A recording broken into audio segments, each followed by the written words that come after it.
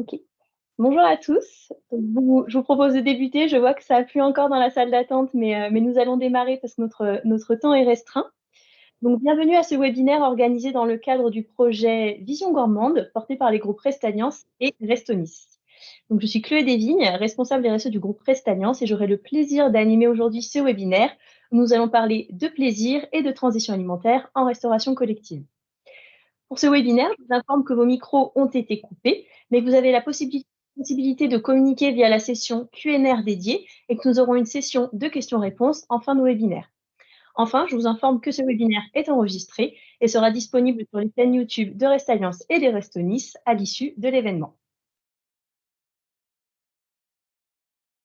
Alors, est-ce que les slides passent bien? Oui, c'est bon.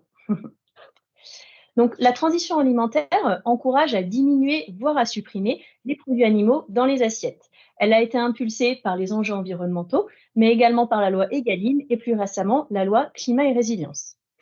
Donc, ce projet que nous avons eu de diminuer la quantité de produits animaux dans les assiettes est un vrai challenge en restauration collective, notamment auprès de certaines populations comme les personnes âgées, puisqu'elle bouscule tous les codes de la culture alimentaire traditionnelle française, où la place de la viande, en fait, ou du poisson avait une place très importante dans les assiettes. Au-delà des freins culturels qu'elle peut soulever, se posent également les questions de nutrition et d'apport en protéines qui sont associées à ce type de repas végétarien. Enfin, s'engager dans la transition alimentaire nous amène, en tant que restaurateur, à repenser nos modes de production et nos modes de cuisine, puisque cuisiner végétarien, ce n'est pas simplement enlever la viande ou le poisson de l'assiette et ne laisser que les accompagnements féculents et légumes, il s'agit vraiment de réinventer de nouvelles assiettes. Donc, notre projet autour du projet Vision Gourmande était de faire travailler ensemble nos chefs et nos diététiciennes nutritionnistes afin de créer de nouvelles recettes dans un objectif de démocratiser un peu plus les plats végétariens en restauration collective de santé, dans les EHPAD, dans les cliniques, dans les foyers pour personnes en situation de handicap, qui sont les secteurs d'activité privilégiés de Restonis et de Restalliance. Donc, ce projet culinaire, qui a duré plus d'un an, a donné lieu à la co-création de 28 recettes sur la thématique des 4 saisons. Et ce sont des recettes pour lesquelles on a pris le parti pris de supprimer la viande et le poisson, mais de conserver par contre les laitages, le fromage, les œufs et le miel dans nos recettes. Ce sont des recettes qu'on a voulu simples, gourmandes, adaptées à tous les convives et où l'objectif était vraiment de faire plaisir et d'apporter satisfaction dans les assiettes des résidents de notre établissement. Bien évidemment, pour construire ces recettes, nous avons pris en compte les contraintes opérationnelles liées à la restauration collective et veillé à respecter un cahier des charges nutritionnel précis. Donc, le livre de recettes qui a découlé de cette collaboration sera bien évidemment disponible gratuitement sur les sites de Restonis et de Restalliance. Nous sommes très fiers de ce projet mené pendant un an, pardon, par les chefs, par les experts culinaires, par les diététiciennes, par les chargés de communication, qui nous permet vraiment d'aboutir à un beau résultat, dans l'objectif de satisfaire les convives tout en s'engageant pour une alimentation plus durable. Donc pour clôturer ce beau projet culinaire, il nous tenait à cœur de recontextualiser notre projet en se demandant, au final, pourquoi s'être engagé, pourquoi s'engager dans la transition alimentaire, que ce soit d'un point de vue environnemental ou d'un point de vue réglementaire, et aussi est-ce qu'il est réellement possible en restauration collective de s'engager dans de telles démarches tout en maintenant un certain équilibre nutritionnel. Donc, pour répondre à ces questions-là, j'aurai la chance aujourd'hui d'être accompagnée par 2 experts du sujet. Erwan de Gavel, chef du bureau de la politique de l'alimentation au ministère de l'Agriculture, qui nous parlera du sujet réglementaire, et de Jean-François Huneau, professeur de nutrition humaine et chercheur, qui abordera la question de la nutrition. Enfin, nous clôturerons le webinaire par une table ronde où nous aurons également la chance d'accueillir en complément des 2 intervenants les directrices générales de Restalliance et de Restonis, Mathilde Lecoq et Sandrine Kaufmann. Donc, je vais laisser maintenant la parole pour que nous puissions rentrer dans le vif du sujet. Erwan, je te passe la main. Et bien, merci Chloé et bonjour à toutes et à tous. Donc, comme dit précédemment, je suis Erwan de Gavel, je suis le chef du bureau de la politique de l'alimentation à la direction générale de l'alimentation du ministère de l'Agriculture, donc bureau qui est en charge la mise en œuvre du programme national pour l'alimentation avec un volet restauration collective qui constitue un des axes transversaux de notre politique et c'est vraiment un secteur sur lequel on travaille énormément.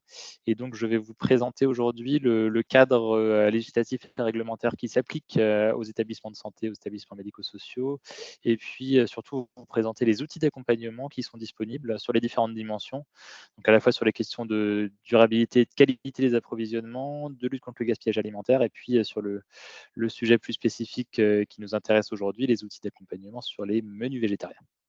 Donc, diapositive suivante. Je ne vais pas tout détailler, mais pour rappeler un peu la construction du cadre législatif relatif à la restauration collective, avec au début des années 2000, avec les crises sanitaires, des dispositions qui étaient essentiellement liées à la sécurité sanitaire et à l'hygiène. À partir de 2010, c'est vraiment le volet nutritionnel qui est arrivé avec les recommandations des GMRCN, et puis pour le scolaire, l'arrêté du 30 septembre 2011 qui décrivait des règles au niveau nutritionnel. Et puis à partir de 2014 et puis surtout 2018 avec la loi Egalim, de nombreuses dispositions sur la restauration à la fois durable, de qualité, et puis des notions sociales également. Diapositive suivante. Donc, pour revenir en 2018 à la loi Egalim, donc vous le savez, il y avait différents volets dans cette loi Egalim, des volets relatifs à finalement l'équilibre des relations entre agriculteurs et le reste de la chaîne alimentaire, et puis le volet qui nous intéresse pour permettre à chacun d'accéder à une alimentation saine, sûre et durable, avec la volonté de faire de l'alimentation un moteur de réduction des inégalités sociales, et puis un vecteur de santé publique et de transition écologique. Des objectifs ambitieux, et donc un vecteur privilégié pour favoriser le changement de comportement. Et là-dessus, la restauration collective a toute sa place. Donc, diapositive suivante. Donc, quelles sont les différentes dispositions qui s'appliquent? Donc là, on a repris, pour ce qui est du service public, en séparant ce qui relève du périmètre de l'État, des établissements publics, et ce qui relève du périmètre des collectivités. Donc pour ce qui est des approvisionnements durables et de qualité, il y a cette obligation depuis le 1er janvier 2022 d'avoir 50% de produits durables et de qualité, dont 20% de bio. Elle s'applique à peu près tout le monde, sauf les entreprises, enfin les restaurants, les entreprises privées, mais elles seront concernées en 2024. Donc tout le monde sera concerné par cette obligation. Et donc à partir du 1er janvier prochain, on aura une nouvelle obligation, un sous-objectif en ce qui concerne la viande et le poisson, avec un objectif donc, qui s'appliquera à tous, d'avoir 60% de viande et poissons durables et de qualité, et un objectif encore plus ambitieux pour l'État, d'arriver à 100%. Donc ça concerne notamment les hôpitaux. En ce qui concerne la diversification des sources de protéines, une disposition qui n'est pas très connue, mais qui est obligatoire depuis la loi Egalim, qui est la mise en place pour tous les restaurants de plus de 200 couverts d'un plan pluriannuel de diversification des sources de protéines. Ça, on a fait des outils d'accompagnement que je vous présenterai. Et puis, pour uniquement les restaurants collectifs de l'État, des établissements publics et des entreprises publiques nationales, une offre végétarienne quotidienne en cas de choix multiples. Et ça, c'est important parce qu'on a fait une interprétation avec les deux petites étoiles, selon laquelle quand on a des patients assez spécifiques qui sont soignés pour des affections qui nécessitent un régime particulier, on ne considère pas qu'ils rentrent dans la case choix multiples, puisque du fait de leur traitement, il n'y a pas forcément beaucoup de choix, donc il n'y a pas cette obligation d'offre végétarienne quotidienne. Gaspillage, une obligation d'avoir fait un diagnostic et une démarche de lutte, donc un plan d'action. Et puis pour les grosses cuisines centrales ou cuisines sur place, obligation de proposer des conventions de dons à des associations habilitées. Tout ça en informant les usagers, donc affichage obligatoire et permanent de la part de produits durables et de qualité dans le restaurant, et possibilité de le faire sur Ma Cantine. Et puis une campagne annuelle d'information sur ces approvisionnements. Et puis sur le plastique, à partir de 2025, donc ce qui vous concernera, ça sera plutôt pour le périnatal. Interdiction des contenants alimentaires en plastique, tout ce qui est service réchauffe, et puis contenants à emporter réutilisables ou recyclables à partir de 2025. Donc voilà, ça fait beaucoup de champs différents. J'étais un peu vite, mais tout ça c'est sur ma cantine et ça nous sert de faire un rapport annuel au Parlement pour savoir où on en est. Diapositive suivante. Petit panorama de la restauration collective et puis des secteurs que vous représentez, même si j'imagine que vous connaissez ces chiffres. On estime en France qu'on est à peu près 80 000 restaurants collectifs qui représentent quand même 4 milliards de repas par an. Un volume d'achat à peu près à 7 milliards d'euros. Donc si on rapporte à la production agricole française, ça représente quand même 10%. Bon, la comparaison n'a pas forcément de sens parce qu'on importe beaucoup, on exporte beaucoup. Donc là, on fait uniquement relativement à la production, mais c'est pour montrer l'importance de cela. Et donc, voilà, pour les secteurs que vous représentez, le médico-social représente à peu près 20% des établissements ou plutôt des repas, je pense, tout comme l'hôpital. Et quand on regarde par nombre de restaurants, c'est à peu près pareil pour. Alors, c'était plutôt la diapo d'avant. Désolé. Quand on regarde en nombre de repas, pour le médico-social, ça ne change pas grand-chose, c'est à peu près 20%. Par contre, pour l'hôpital, on voit, et c'est assez logique, en nombre de restaurants, c'est très peu, mais parce que c'est des très gros restaurants avec beaucoup de repas. Diapo suivante. Donc, dans notre campagne de télédéclaration de 2022, donc sur les achats 2021, quand on prenait tous les secteurs confondus, on arrivait à peu près à la moitié des objectifs, c'est-à-dire 10% de bio, 23% durable et de qualité. Et quand on fait un focus sur des secteurs un peu particuliers, donc on voit d'une part qu'on a assez peu de personnes qui ont télédéclaré. Avec voilà, finalement une faible représentation de votre secteur et puis des taux qui sont assez faibles avec 3 à 4% de bio et puis 10 à 15% de durable et de qualité. Voilà, diapo suivante. Et donc, petit rappel de comment ça se passe et quelles sont les obligations sur ce volet approvisionnement durable et de qualité. Donc cet objectif que j'ai rappelé, chaque année, un bilan, donc on a l'obligation dans la loi de remettre un bilan chaque année au Parlement et de le rendre public. Et donc, tout le monde a l'obligation au premier trimestre de chaque année, donc ça fait pas très longtemps qu'on l'a lancé, de déclarer les données durables et de qualité. Et donc, pour tous les établissements qui sont concernés, l'obligation de créer un compte, ça prend 1 seconde et demie quand on a son numéro de SIRET. Et ensuite, de télédéclarer. Donc ça prend beaucoup de temps ou pas beaucoup en fonction de votre suivi d'achat dans l'année. Mais s'il y a des logiciels qui sont prévus pour, normalement, c'est très facile. Et on a des API qui permettent d'interfacer ça. Je ne crois pas que ce soit encore le cas avec REST Alliance. Donc voilà, pour clarifier les choses, le responsable de la télédéclaration, c'est le gestionnaire, enfin c'est soit la collectivité si il s'agit d'un établissement sous la responsabilité d'une collectivité, soit l'hôpital si c'est un établissement sous la responsabilité d'un hôpital. Donc c'est lui qui est responsable de la télédéclaration. Pour autant, la société de restauration collective doit pouvoir fournir les données d'achat pour que le responsable puisse transmettre les données. Et l'autre possibilité, c'est que la SRC, en accord avec le responsable, télédéclare directement. Ça, c'est à voir entre vous. Diapo suivante. Donc les freins, parce que ça fait beaucoup de dispositions, c'est un peu compliqué. On a estimé les surcoûts donc pour le secteur hôpital de la mise en place des obligations Egalim, toutes les obligations, à entre 26 et 30 centimes par repas, pour les EHPAD entre 24 et 27 centimes. Et si on rajoute l'inflation à tout ça, on estime que donc depuis à peu près 2 ans, on a un surcoût qui représente entre 20 et 25% de surcoûts supplémentaires. Donc ça, vous en êtes bien conscient. Et puis l'autre frein, bien entendu, il faut trouver les produits. Il faut réussir à les sourcer pour que ça rentre dedans. Et quand on a des freins, on a des leviers à mettre en face. À la diapo suivante. Donc ça, c'est très important. La lutte contre le gaspillage alimentaire. Actuellement, en restauration collective, on gaspille à peu près 150 grammes par assiette, c'est vraiment énorme et ça représente un coût assez considérable.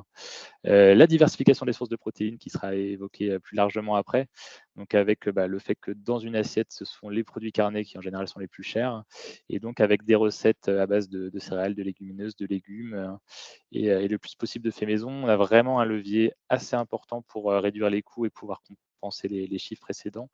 Et ensuite, en termes d'optimisation de la fabrication, les menus, la mutualisation et les questions d'optimisation des approvisionnements. Et donc, pour vous aider à faire tout ça, à la diapo suivante, il y a un projet qui est extrêmement intéressant, que vous devez connaître, j'imagine, qui a été porté par Restauco, le ministère de la Santé et Interfel, qui s'appelle Repas à l'hôpital, et donc qui visait dans un certain nombre d'hôpitaux à faire des expérimentations pour avoir un diagnostic du gaspillage, pouvoir réduire le gaspillage alimentaire, mettre avec les budgets dégagés des produits durables et de qualité, et donc ce qui permet avoir des repas qui sont de meilleure qualité, qui sont mieux consommés, donc de réduire les compléments nutritionnels oraux, et à la fin d'avoir vraiment un cercle vertueux en termes d'augmentation de la satisfaction et puis de la valorisation même du travail de chacun. Donc en termes d'actions précises, il y avait donc enfin, beaucoup d'actions différentes, et ça je vous engage à regarder, les résultats sont publics maintenant. Donc des actions en termes de panier repas pour les patients qui sortent à midi, des services de salle de restaurant, donc enfin, des services en self pour les patients autonomes, et donc pas dans leur lit, ce qui est quand même plus sympa d'aller manger directement dans le self, hein, et puis avec un suivi de différents indicateurs, hein. Et donc tout ça pour dire, dans les établissements qui mettent en place un vrai projet de restauration durable, ça permet d'améliorer l'ensemble de ces indicateurs et d'avoir vraiment, de boucler la boucle finalement, par rapport aux difficultés. Voilà pour ce petit projet. Je vous encourage à aller regarder sur internet s'il y a des choses disponibles. Nous, côté ministère de l'Agriculture, pour vous accompagner, nous avons donc la plateforme Ma Cantine, dont j'ai déjà un petit peu parlé. Il y a cet objectif dans la plateforme être la plateforme de télédéclaration. Donc ça donne pas très envie. Mais l'autre gros objectif, c'est de vous accompagner vraiment et de vous mettre à disposition de nombreux outils qui ont été développés. Donc à la fois l'information sur les obligations qui s'appliquent, quelles obligations s'appliquent à qui, et puis l'ensemble des outils d'accompagnement en ce qui concerne les repas végétariens, le plan de diversification des sources de protéines, des outils d'information, des outils de diagnostic et de lutte contre le gaspillage, des guides pour les marchés publics, des outils pour le plastique aussi, et puis je citerai nos projets alimentaires territoriaux. Et si vous ne savez pas ce que c'est, je vous encourage à vous renseigner si dans votre territoire il y a un PAT, puisque c'est vraiment l'objectif de rassembler à l'échelle d'un territoire la production et la consommation dans un objectif de transition vers des systèmes agricoles et alimentaires durables. Et donc, diapo suivante pour que je ne dépasse pas le temps. Ma cantine, bon, j'ai déjà à peu près cité, donc il n'y avait pas une dernière diapo avec des petits guides? Bon, sinon c'est pas très grave. Je confonds peut-être. Si c'est pas le cas, dans tous les cas, vous pouvez aller sur Ma Cantine, vous avez un espace documentation qui vous donne accès à l'ensemble des outils d'accompagnement, notamment pour les questions de diversification des sources de protéines. Et donc on aura l'occasion de répondre à des questions par la suite.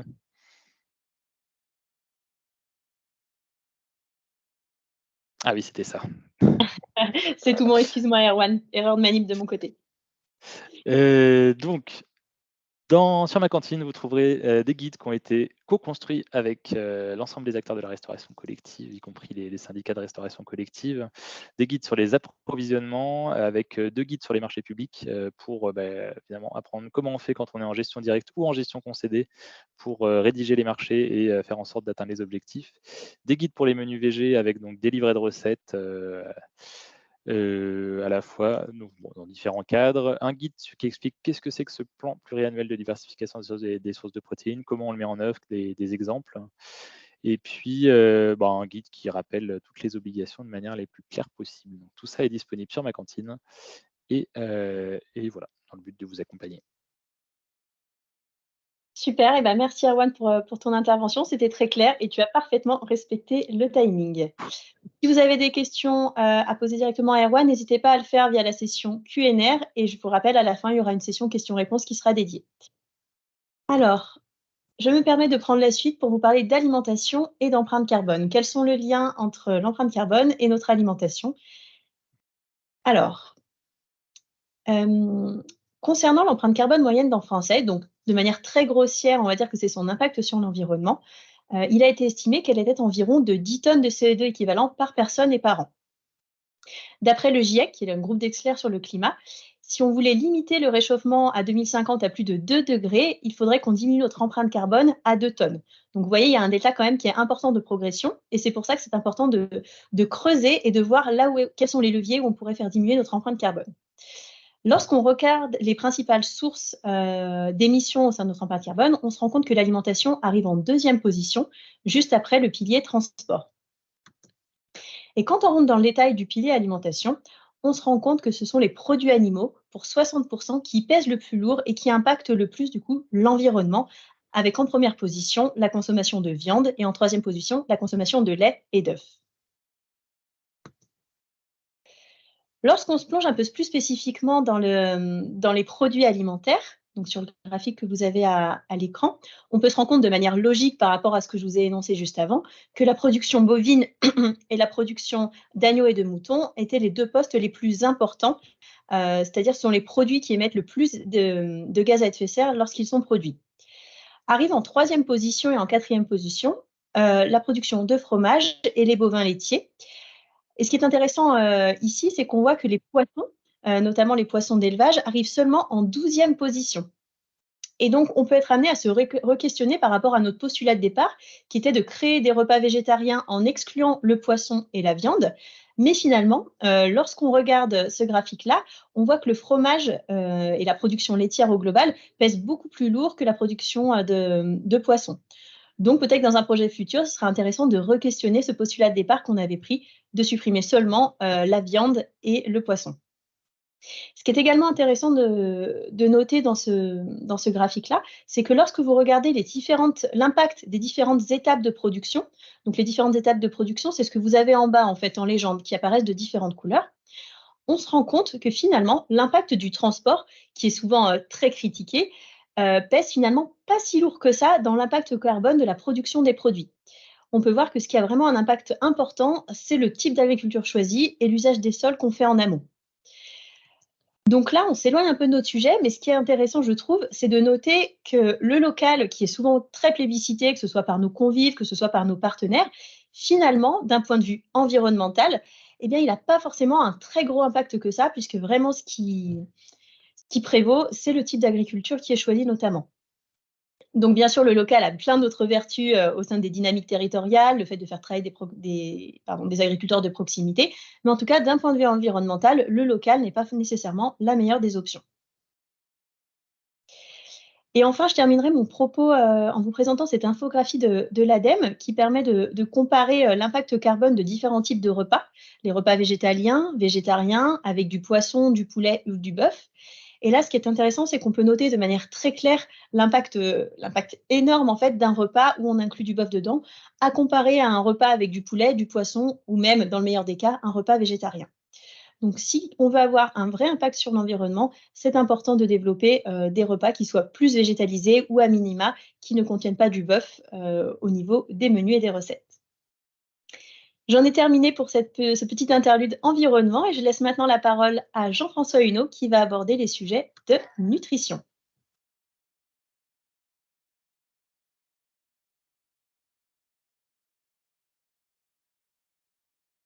Jean-François, est-ce que vous êtes avec nous? Est-ce que votre micro est activé? Pardon, oui, voilà, je n'avais pas activé mon micro. Oui, donc Jean-François Huneau, donc professeur de nutrition humaine à AgroParisTech. On va commencer directement avec la diapo suivante pour rentrer dans le vif du sujet. Alors, bon, bah, tu viens de le rappeler, tu m'as fait la transition en signalant que vraiment l'urgence climatique était une des motivations principales pour aller vers une plus grande végétisation, auquel il faut rajouter quand même les questions de coûts de santé liés aux maladies chroniques. dont on sait qu'une part est liée à une surconsommation de certains produits animaux. Alors, Erwan a déjà parlé de tout le contexte réglementaire qui pousse à aller vers l'inclusion de plus de repas végétariens en restauration collective. Alors, question d'ailleurs, c'est un peu... c'est sous-jacent, mais c'est pas vraiment traité. Quand on parle de végétarien, de quoi parle-t-on exactement, puisque là, la réglementation, en fait, laisse quand même le choix aux opérateurs d'utiliser quand même des sources protéiques d'origine animale, comme par exemple les œufs ou des produits laitiers, et donc qui n'ont pas non plus le même impact environnemental que les produits végétaux. Ni d'ailleurs le même impact sur la santé. Donc ça, c'est une question dont je reparlerai un peu plus tard. Alors se pose pour ces repas la question de la qualité nutritionnelle, et quelles conséquences ça a sur globalement les apports de la population de façon un peu plus sur plus du long terme, ce qu'on appelle la qualité nutritionnelle des régimes dans lesquels on inclut ces repas végétariens. Et puis la question de l'acceptabilité que je ne traiterai pas vraiment parce que pour l'instant on a quand même encore très peu de données. Diapositive suivante. Voilà, alors sur l'aspect qualité, je suis désolé de vous frustrer, mais en fait, on a quand même très peu de données concernant la restauration chez les adultes, notamment en établissement de santé, en EHPAD, etc. Le sujet a été essentiellement abordé sous l'angle enfant. Ce qui s'explique, à mon avis, par le fait que, comme l'a présenté Erwan, la restauration collective orientée enfant, c'est 30% de la restauration collective. Donc, il y avait peut-être effectivement une priorité à évaluer un peu les répercussions sur ce public. Alors, juste pour dire que l'ANSES a fait un travail relativement conséquent sur le sujet en regardant la qualité des repas servis en restauration collective enfant, avec différents types de restauration, voilà, et en regardant l'impact de la qualité de ces menus sur la qualité nutritionnelle du régime des enfants. Diapositive suivante. Voilà, alors pour vous montrer ce que ça donne rapidement, donc j'ai mis la colonne, pour première colonne, c'est les repas, on va dire viande ou poisson, et la deuxième colonne, c'est les repas, alors non pas les repas végétariens au sens large, tels que décrits dans la loi Egalim, mais les repas réellement végétalisés, ceux où la source protéique principale, c'est une source d'origine végétale. Et vous voyez qu'en fait, c'est assez mitigé, l'impact sur la qualité. C'est-à-dire qu'à la fois, il y a des choses qui vont dans le bon sens et puis des choses qui sont peut-être un peu plus préoccupantes. Les repas à base végétale, ils contiennent un peu moins de protéines, que ce soit en valeur absolue ou en contribution à l'apport énergétique. Mais ils contiennent plus d'acides gras polyinsaturés, ils contiennent plus de fibres, et ils contiennent aussi moins d'acides gras saturés, ce qui est plutôt intéressant. Alors, peut-être moins chez l'enfant que chez l'adulte, mais on peut imaginer qu'on aurait le même genre d'orientation chez l'adulte. Diapositive suivante. Si on regarde les micronutriments, là aussi, on voit que c'est assez contrasté. Il y a des choses qui vont plutôt dans un bon sens, puis des choses un peu plus préoccupantes. Alors, un peu préoccupant, oui, il y a un peu moins de vitamine D dans ces repas-là. Il y a moins de vitamine B2, de B3, de vitamine B12 qui sont vraiment associés aux produits d'origine animale. Il y a aussi un peu moins de zinc, mais par contre, c'est des repas qui sont un peu plus riches en d'autres vitamines comme la vitamine E, la vitamine B9 ou en certains minéraux comme le calcium. Les végétaux sont quand même des sources de calcium potentiellement intéressantes, plus de magnésium, un peu plus de fer, voilà, et aussi un petit peu plus de cuivre. Donc voilà, c'est très contrasté. Ce qu'on peut voir aussi sur cette diapo, c'est que les différences sont pas majeures quand même. Donc ça, c'est aussi un point à avoir en tête. Il n'y a pas d'énormes différentiels sur la qualité nutritionnelle de ces repas. Et alors après, on a regardé ce que ça donnait quand ces repas sont intégrés dans le régime des enfants. C'était la question qui avait été posée à l'ANSES par la Direction générale de la santé. Et alors là, je voulais attirer votre attention sur deux ou trois éléments. Je ne vous demande pas de regarder l'ensemble de ces évolutions. Donc, vous voyez ici l'évolution des apports nutritionnels du régime global dans lequel les enfants consomment soit 0 repas végétalisé en cantine, soit 1 repas végétalisé, soit 2, soit 3, soit 4, soit 5 repas végétalisés. Et ce sur quoi je voulais attirer votre attention, c'est d'abord le fait que les pentes sont plutôt plates, c'est-à-dire que même quand les repas végétalisés sont plutôt, par exemple, moins riches que les repas viande ou poisson, comme pour les protéines ou pour la vitamine B12, vous voyez que quand même, hein, la pente de l'évolution avec le nombre de repas végétalisés servis en cantine, eh bien, elle est quand même, elle n'est pas raide, hein, elle est vraiment très, très estompée. Peut-être à part le PA-LDHA, mais ça, c'était lié au fait qu'on remplaçait aussi des repas poissons par des repas végétalisés. Et ça, c'est pas vraiment souhaitable, à mon avis. C'est une des limites de la simulation qu'on a faite. Donc ça, c'était le premier élément. Et deuxième élément, chez les enfants, regardez bien d'où on part. Hein, ça, c'est aussi intéressant. Hein, chez les enfants, on a généralement des apports nutritionnels qui sont quand même assez largement au-dessus des valeurs de référence nutritionnelles. C'est le cas, par exemple, pour les protéines ou la vitamine B12, où on part de tellement haut que même si la pente avait été relativement raide, on n'aurait pas été inquiet. Voilà. Donc, pour résumer, hein, parce que ce n'est pas vraiment l'objet de ce webinaire, pour les enfants, voilà ce qu'on peut conclure. Diapo suivante. Donc, l'impact de l'introduction de repas végétalisés, finalement, il est limité, hein, pour les enfants. D'une part, parce qu'on est sur un public qui ne consomme qu'un nombre restreint de repas en restauration collective. Hein. C'est entre voilà, 4 ou 5 repas, des fois moins d'ailleurs, hein, donc pris dans le contexte de la cantine scolaire. D'autre part, on a effectivement des apports initiaux qui sont souvent très supérieurs aux valeurs de référence. Et puis, on a quand même l'importance de tout ce qui est consommé hors cantine scolaire, donc à domicile.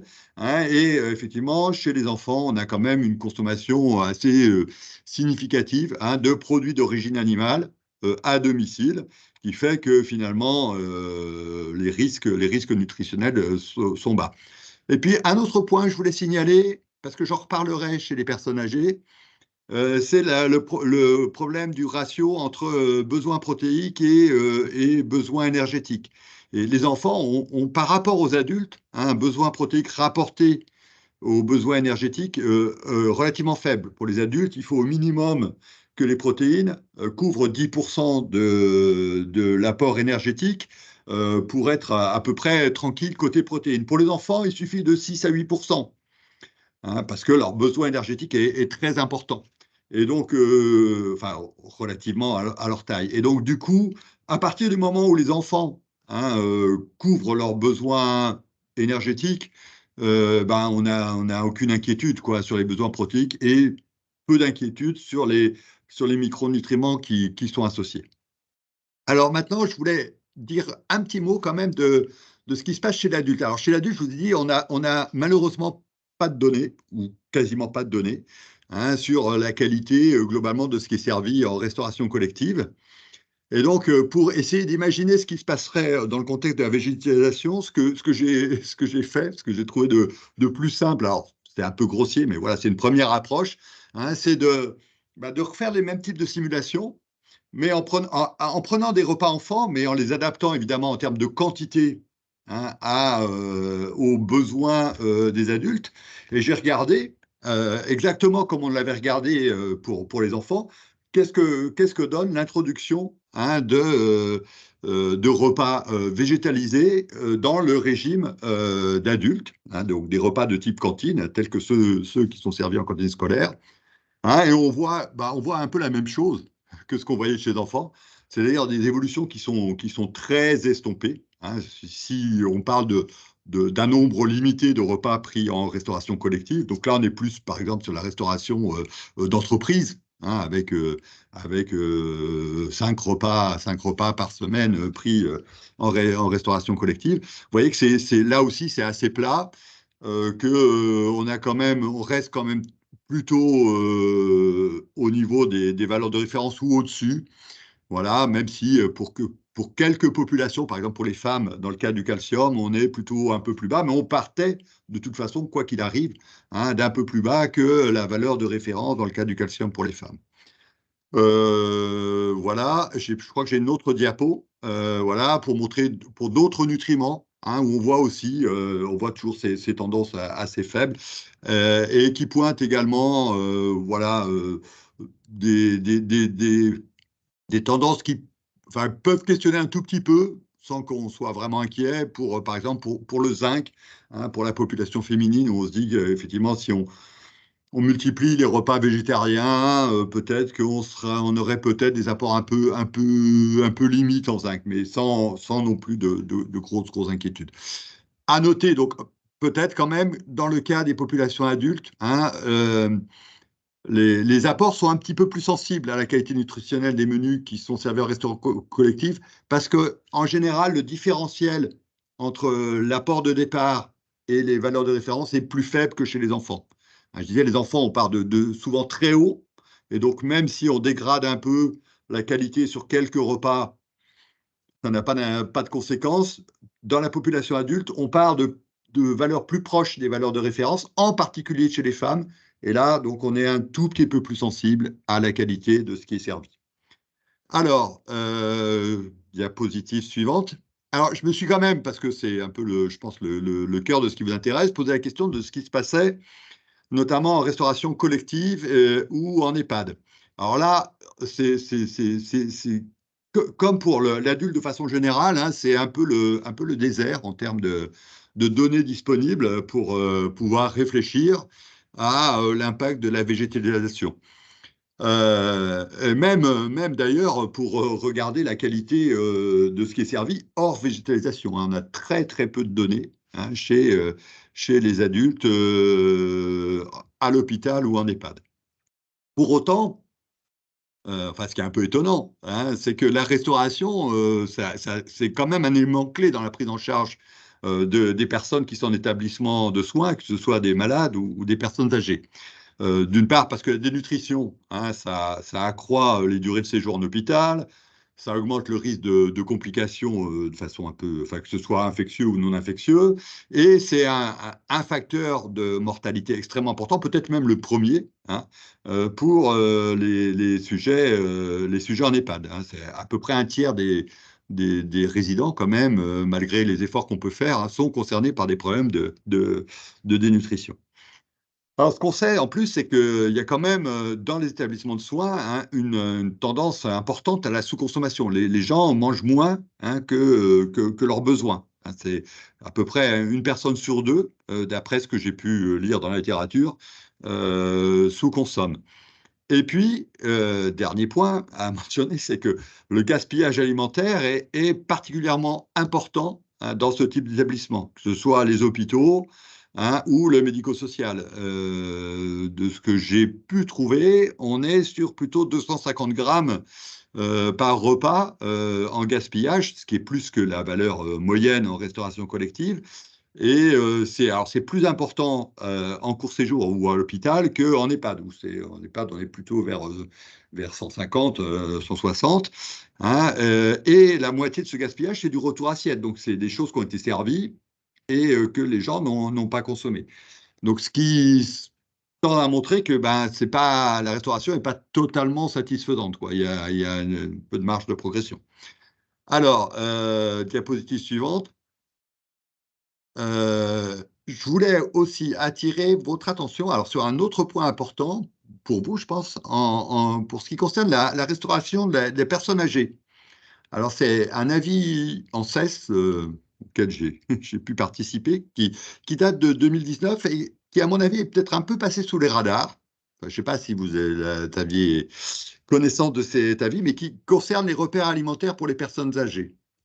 Hein, et qui apporte quelques éléments qui vont peut-être à l'encontre de choses qui sont, qui sont considérées comme acquises, hein, par les gens qui s'occupent de restauration dans les établissements médico-sociaux et les hôpitaux. premier élément, c'est que, en fait, on manque de données pour fixer un apport en aliments protéiques dans l'objectif de prévenir la sarcopénie. Vous aviez peut-être dans l'idée que la référence pour les personnes âgées, c'était plutôt 1 gramme de protéines par kilo de poids corporel et par jour, contrairement aux adultes pour lesquels on proposait 0,83. Et en fait, l'avis de l'ANSES qui s'appuie d'ailleurs, qui reprend des choses qui ont été proposées par l'EFSA, c'est que non, on n'a pas d'éléments prouvant que c'est efficace d'apporter plus de protéines. Et en fait, que le plus efficace, c'est vraiment le maintien d'une activité physique régulière et variée. Et donc, la recommandation de l'ANSES, c'est de dire pour la personne âgée, la valeur de référence, ça reste la valeur de l'adulte, donc 0,83 grammes, ce qui est un peu différent, en vous disant, plutôt qu'apporter plus de protéines par de l'enrichissement, essayer de faire bouger un peu, quand c'est possible, évidemment, les personnes âgées. Deuxième élément, oui. Excusez-moi, Jean-François, on est au temps là, donc plus que 2 petites minutes, si possible.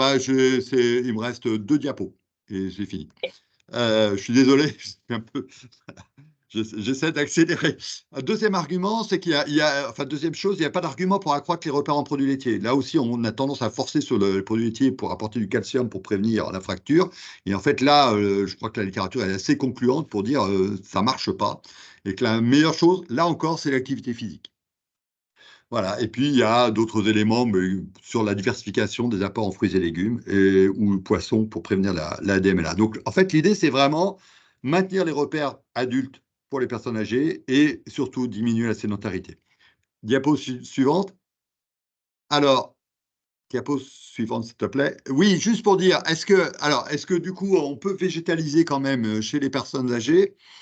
Alors, compte tenu de ce qu'on sait des liens entre micronutriments, protéines, énergie, j'ai regardé un peu ce que ça donnait en termes de ce qu'il fallait amener en protéines, en pourcentage d'énergie sous forme protéique pour les personnes âgées en fonction de leur niveau d'activité physique. Donc, je vous ai mis ici le niveau d'activité physique des personnes âgées sur le tableau du milieu. Donc, en haut, c'est les plus sédentaires, en bas, c'est les plus actifs. Et vous voyez que plus la personne est sédentaire, évidemment, plus il faut lui apporter de protéines, d'énergie sous forme de protéines. Néanmoins, si on compare ces pourcentages d'énergie sous forme protéique dont ont besoin les personnes âgées à ce qu'il y a dans les groupes d'aliments, vous voyez que la plupart des groupes d'aliments apportent plus d'énergie sous forme protéique que ce dont ont besoin les personnes âgées. Et du coup, dernière, diapo, suivante, là, il y a encore un petit tableau. Voilà, c'est pour vous montrer qu'en fait, finalement, les régimes végétariens, ça pourrait convenir parce que dans un régime végétarien que j'ai pu simuler chez les personnes âgées, on est à peu près à 13,5% d'énergie sous forme protéique, ce qui est plus que ce dont ils ont besoin finalement. Donc, y compris d'ailleurs pour des personnes pas très actives, ça peut passer. L'apport protéique, finalement, il n'est insuffisant que si les gens ne consomment pas ou consomment trop faiblement, pour des raisons soit de faible activité physique, soit de faible appétit. Voilà, et donc ma conclusion, c'est que finalement, l'enjeu principal, je pense que vous en étiez conscient, c'est vraiment le niveau de consommation du patient ou de l'occupant. Et donc, il faut vraiment tout faire pour favoriser un apport énergétique suffisant qui permette la satisfaction des autres besoins nutritionnels, dont les besoins protéiques. Donc, la priorité, ça doit vraiment rester la satisfaction des occupants. Et la végétalisation, moi, je considère qu'elle est possible. Alors, sur combien de repas, ça, je ne peux pas vous donner une valeur comme ça, mais voilà, sur certains repas, je ne sais pas, quelques repas par semaine, dès lors, évidemment, que les plats sont appréciés et que ça ne conduit pas à une hausse des retours assiettes. Voilà. Désolé d'avoir dépassé un peu. Pas de souci, c'était très intéressant. Merci Jean-François pour ton intervention. Donc, je vous propose maintenant de passer à la dernière partie de ce webinaire. Et donc, j'invite Mathilde Lecoq, directrice générale de Restalliance, et Sandrine Kaufmann, directrice générale de Restonis, à nous rejoindre pour cette dernière partie. Donc, avant de dérouler les nombreuses questions que nous avons reçues, Je pense que ça peut être intéressant de débuter par un retour terrain, que ce soit d'un point de vue économique, d'un point de vue opérationnel, sur les différentes présentations que nous avons vues juste avant. Donc, Madame Kaufmann, je vous propose peut-être de débuter par un premier retour terrain. Alors, déjà, merci à tous pour cette présentation et puis pour les informations que vous nous avez transmises, qui sont vraiment très intéressantes. Alors, pour un retour terrain, côté Restenys, c'est vraiment, les recommandations de la loi, les obligations et les recommandations de la loi Egalim sont des sujets très importants qui nous ont animés déjà depuis plusieurs années et qui aujourd'hui quand même voient le jour dans nos achats, dans nos assiettes. C'est pas si simple, dans le sens où, comme vous l'avez justement dit tout à l'heure, il y a quand même une maîtrise des coûts à garder et à retenir, puisqu'on a tous des contraintes budgétaires. Et malgré tout, on doit vraiment jongler entre ces contraintes et améliorer les assiettes des convives au quotidien en respectant ses obligations et ses recommandations. Aujourd'hui, chez Restenys, on s'y emploie activement. Alors, on est qu'au début, hein, on a mis en place un plan pluriannuel de développement de la loi Egalim en lien avec une maîtrise des coûts. Mais c'est vrai que c'est un objectif important qui, à mon sens, ce sont des objectifs importants qui seront mis en place de toute façon. Et puis, on voit très bien que les convives aujourd'hui, c'est ce qu'ils souhaitent. Alors, tout à l'heure, je rebondis sur ce que vous nous avez présenté sur l'empreinte carbone et le fait que finalement, les produits régionaux et locaux, c'est peut-être pas ça, finalement, c'est pas ça qui réduit fondamentalement l'empreinte carbone. Mais pour autant, c'est vraiment une demande prégnante des convives.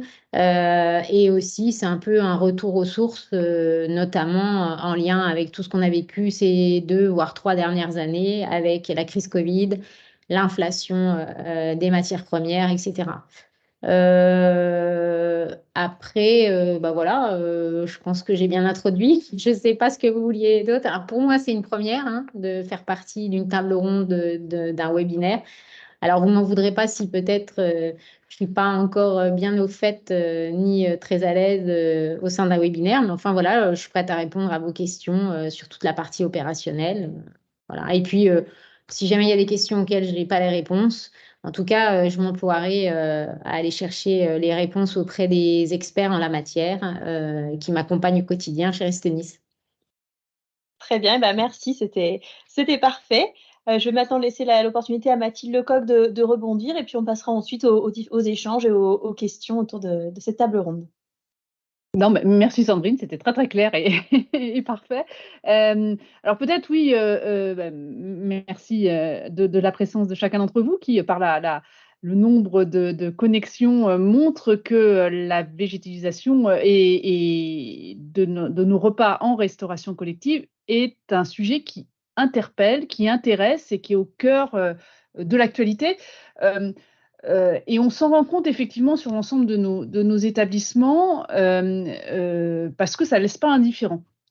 Et dans les retours terrain, moi, que je voulais faire, je voulais insister sur le fait que c'était, on assiste à quand même à un changement culturel. Et comme c'est quelque chose qu'on voit aussi beaucoup dans les médias, qui infuse même au-delà de ces aspects restauration, hein, surtout l'angle qu'on a abordé en début de webinaire, plus RSE dans sa globalité, on ressent, alors surtout de la part des familles, un véritable intérêt, mais aussi de nos collaborateurs, que ce soit des cuisiniers, mais dans les EHPAD, de l'ensemble des soignants. Et en fait, moi, ce que je retiens, c'est que du fait que ça soit ce changement que je considère comme culturel aussi, les premiers concernés, donc à savoir les résidents en EHPAD, ne sont pas obligatoirement ceux qui font le plus de résistance. La résistance, je la vois aussi dans les pratiques de nos chefs, dans les réactions des familles qui vont dire « Ah mais tiens, mais ce soir, mon papa, ma maman, ma grand-mère n'a pas eu un morceau de viande, c'est pas normal. » Alors qu'on vient de le voir d'un point de vue scientifique, il y a finalement ce que je retiens de l'échange et de l'intervention précédente, c'est vraiment qu'il n'y a pas de risque clairement établi à aller vers une mise en œuvre beaucoup plus généralisée de repas végétariens, avec ou sans d'ailleurs protéines animales, lait ou œufs. Et donc, là où je veux venir d'un exemple très précis, c'est on a mis en place avec la fondation de l'Institut Nutrition, fondation de Rest Alliance, un Living Lab. Alors c'était en IME, mais pour identifier avec une sociologue dans un premier temps, des ergothérapeutes et plusieurs personnes du corps médical, quels étaient les leviers et les freins de l'appropriation par donc des enfants avec des handicaps divers. Et ce qui m'a interpellée dans les premiers résultats de ce Living Lab, qui a duré sur plusieurs mois, c'est que on levait les freins quand on expliquait et quand on avait vraiment un dialogue et une participation à qu'est-ce qu'on met, qu'est-ce que c'est que les légumineuses, qu'est-ce qui se trouve dans tel plat et qui va entre guillemets remplacer la viande ou le poisson que j'ai habituellement. Donc c'est comprendre et pouvoir être aussi acteur. Et en fait, ce qui a été derrière le mieux apprécié dans les menus et le mieux consommé, parce qu'on en vient à l'importance, qui est quoi? Qui est ce que tout le monde a évoqué dans les grandes largeurs, c'est la consommation. Bah, ce qui va être le mieux consommé, c'est quelque chose que j'ai compris, que je connais et sur lequel je vais avoir pu donner mon avis et dire bah oui, je veux une tarte aux légumes et finalement pour nos personnes âgées, des choses qui se faisaient aussi complètement quand elles étaient en autonomie à la maison et qui sont dans leurs habitudes et qu'elles vont avec leur chef aller plébisciter et donc consommer. Et pour en finir de ces quelques remarques, ce que j'ai retenu aussi du travail qui a été fait avec Restonis lors de la création du book des recettes, ce qui m'a interpellée, c'est le plaisir avec lequel, alors il y avait surtout des chefs, il y avait surtout des diététiciennes, se travailler ensemble sur créer des recettes a vraiment fait qu'il y avait du plaisir, et c'est un des termes de notre webinaire. Et donc, comme il y avait du plaisir, il y avait derrière une conviction qui se créait, et donc une capacité, et je suis persuadée que les chefs qui ont créé ces recettes et qui vont les refaire sur leurs établissements, ils vont embarquer tout le monde avec beaucoup plus de force que s'ils n'avaient pas participé à cette création.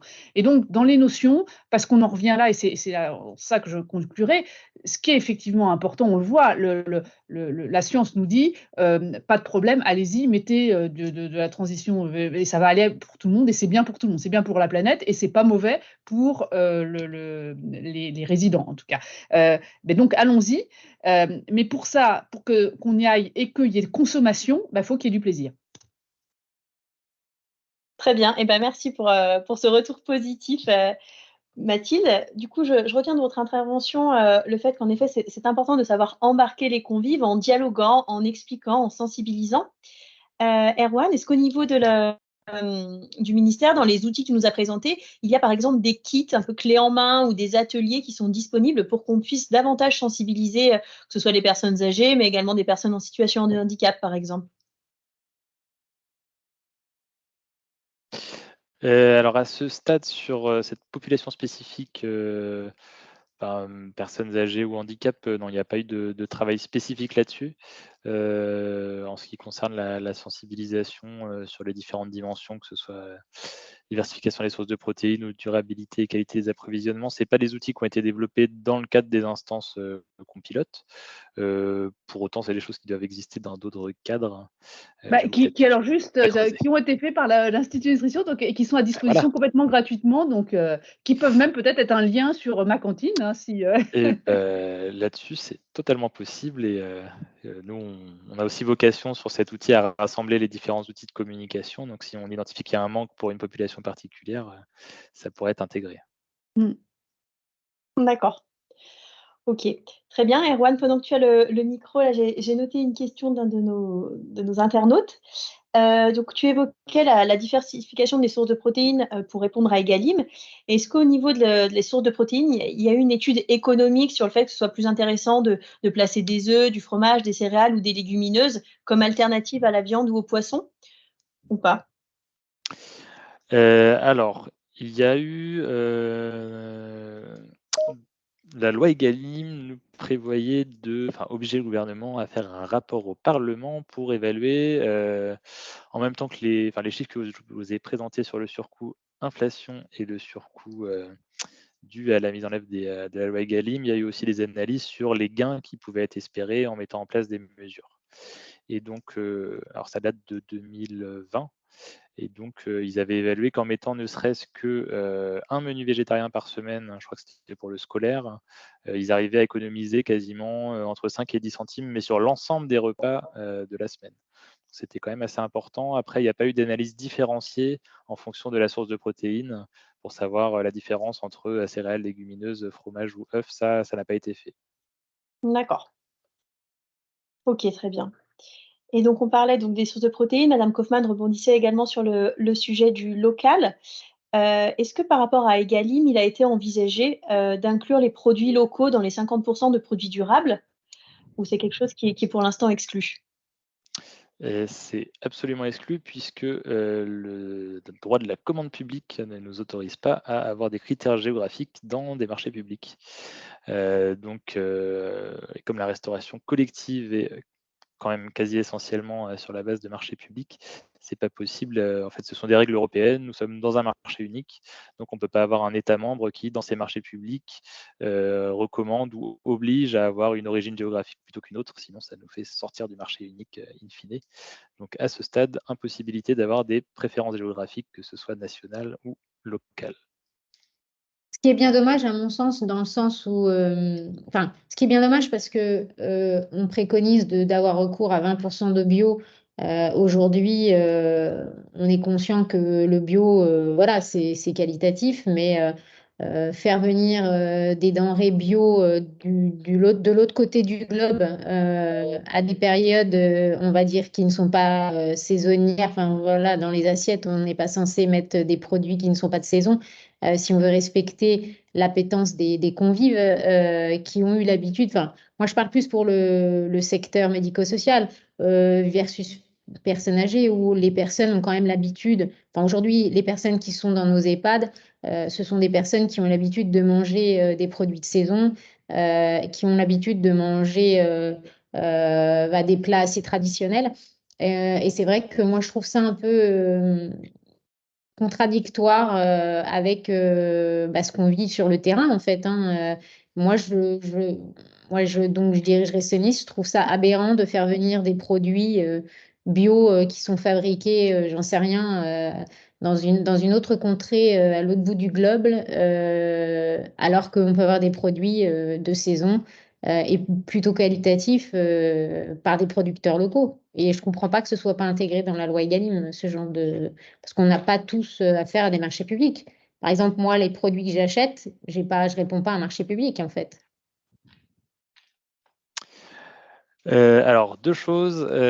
Déjà, sur le bio, oui, mais si c'est local, je vous renvoie à la communication de l'agence bio. Ils font une communication assez large en ce moment sur le bio et ils ont des chiffres que je n'ai plus en tête.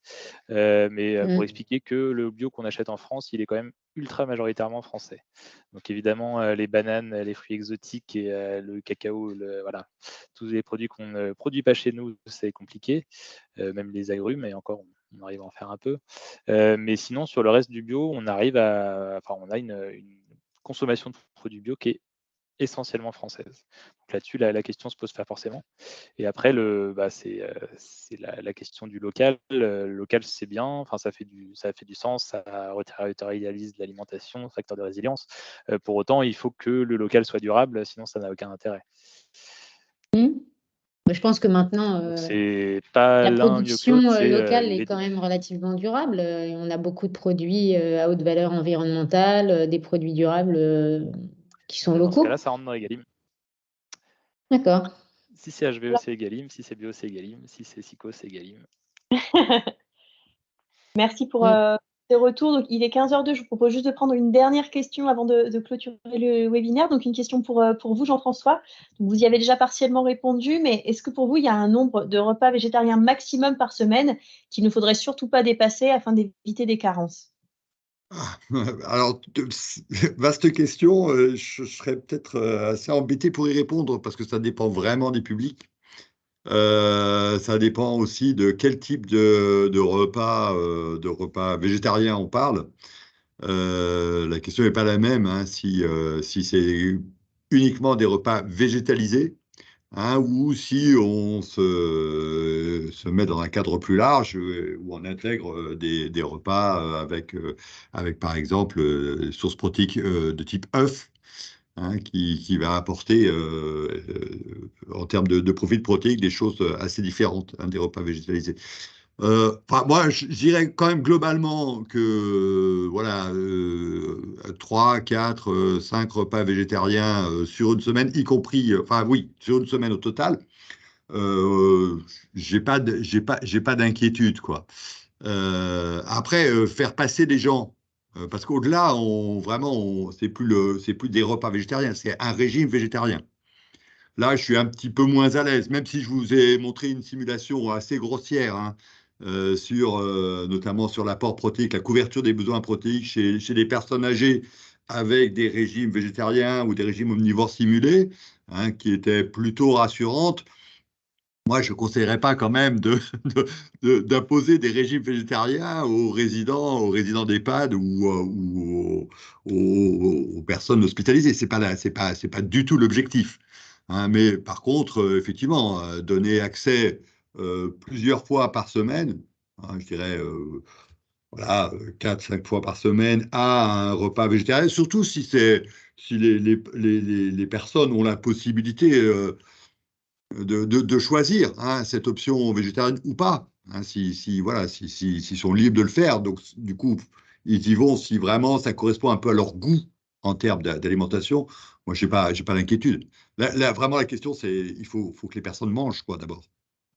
Donc, ce qu'on leur serve leur plaise. Très bien. Eh ben, merci pour ce retour. Je pense qu'il est temps maintenant de clôturer le webinaire. Donc, merci beaucoup aux différents intervenants pour votre présentation.